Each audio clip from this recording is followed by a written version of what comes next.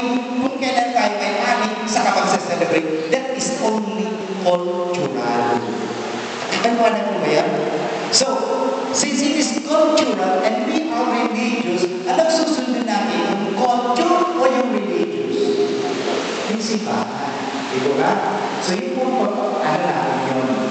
Kaya nga, dito sa simula sinasabi ko, mahalaga po na magkaroon tayo ng ugaling pagsunod. Okay? Kasi pagsunod tayo, ang mga magulang na sinusunod ng mga anak, nagiging masaya ang pamilya. Pag ang pamilya ay nagsusunod sa nanay, sa tatay, bahala yan, gusto kong gawin ko, gusto kong gawin, wala na. Okay, maliwanag ko ba yan? Bakit po? Kasi sa simbahan, komunidad tayo. Pangalawa, in the center of community is because the law of love. The law of love, batas